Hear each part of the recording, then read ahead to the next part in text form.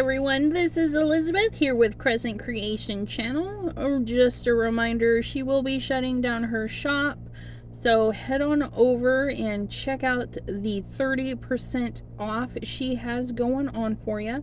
There is also a code extra 5, so you can save 5% if you shop before May 5th. You can use that code. Here I'm working on the mini album. I've got the inside. I wanted to strengthen the bind, so I put a piece of paper just across the binding part to reinforce that. And then I'm moving on to the next set of empty pages. In here we're using some Simon & Hurley product, which you can still find some goodies there at Crescent Creation. Maybe not the plaid builder and the succulents. Maybe, I don't know, I haven't checked the site yet. I just know that she still has some Simon & Hurley goodies, and at 30% off right now is a really great deal. I'm using, of course, Simon & Hurley inks, and I'm putting some stripes in on this page. I love the plaid builder. You can individual stripes, you can use them all together, and I just changed the orientation to create a lovely little plaid, and there it is. So fabulous.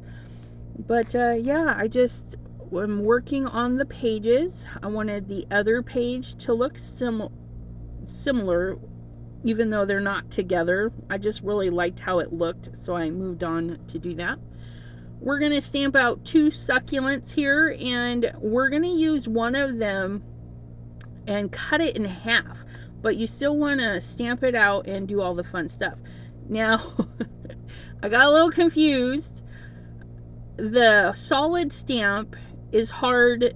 I mean, it doesn't take forever, but I decided to mark my stamps so that they would line up easier. So I was like, if I line them up, this is on the back side of the stamp, not the front, okay?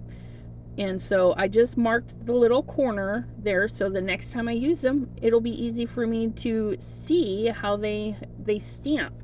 And then what you want to do is also, when you stamp the image, use a pencil or something where you can put a mark where your mark is on your stamp. Okay, you can see that tiny little dot under the flower on the paper. That's a pencil mark, and well, I used a pen, but you can use a pencil so you can erase it if you want. And then when I pull out the die that goes with it, I do mark the die, but the ink came off, so I scratched it with my gem picker. I just scratched into the metal, scuffed it up so that it was easier for me to see. And right there, that's where I marked where that dot should be. And such a lifesaver. This hack was suggested to me by a wonderful subby on my channel, Ms. Kim in Alaska. Thank you for that. But it works really good. You just mark all the pieces in the same direction, and it makes life so easy. And here I'm trying to decide how to put the flowers so that I can make a corner pocket. And I decide I want to put them more sturdy together, so I do put them on a piece of paper and cut them out in a corner shape. Here I'm using one of the little cactus pots just to plop it on there, and oh my goodness, it's so cute. Look at this. Look it. I love it. The cactus, the succulent set by Simon Hurley is just fabulous. It's got great imagery, great quotes. I'm a Simon Hurley fan. What can I say? But stop by Crescent Creation shop, and you can grab yours on sale right now. And look at how beautiful. Believe in your dreams. Yes, please. So I rearranged how I positioned those half pieces, as you can see here, and then I'm just gluing them to the corner of a chunk of scrap paper because all we're going to do is cut them out and make a nice little corner pocket on our page. Look at that. Easy peasy, lemon squeezy. That's not so easy, rethreading that needle into the glues. Sometimes I struggle with that, but look it. Got my new snips out and snipping away at that paper. And I kind of tip my image back and cut behind it. I'm not like following along, except in that little part right there. But look, we're just going to do the the bottom and the side so that we still have a nice little pocket. Don't need a ton of glue. Look at that. I wasn't happy with the red, so what I did is I pulled colors from the other side. I did Tropical Tango, I did some green, I did some yellow, just to push that red back. And this is a good way to show you it doesn't matter if they don't match perfectly, your two pages. Make them unique and fun, and just do what makes you happy. Because I do love the red. It's shimmery. It just was a little too much. It's that lunar paste cleanup we did. And a little, cute little hedgehog there. And now we're on to the next page.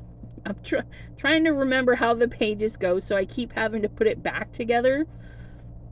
And that stencil is a Simon Hurley stencil. I do believe that one's called In the Loo. And so what I'm going to do is I'm going to protect the rest of my card because I don't want that on the other side. And I'm just going to ink this side up and do the same kind of stamping, you guys. Not stamping, stenciling. I'm going to use that stencil again on the other side. I do love ink blending. And that was such a quick purpose. I purposely stamped my blending brush in the ink and splotted it all over. It leaves really interesting marks. So yeah, that's all intentional.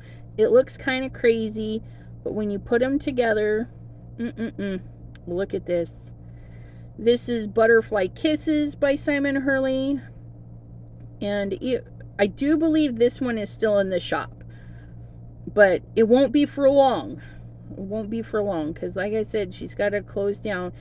Now, I tested the ink because I'm using shady color, so it's not black, it's just light. Oh my gosh, it stamped out so beautiful. And then I got one of the littler sentiments, Never Lose Hope, and it fit in perfectly right there. Ugh, just love it. And then the Simon Hurley butterflies. Again, I stamped it in the lighter color and didn't quite like how it looked.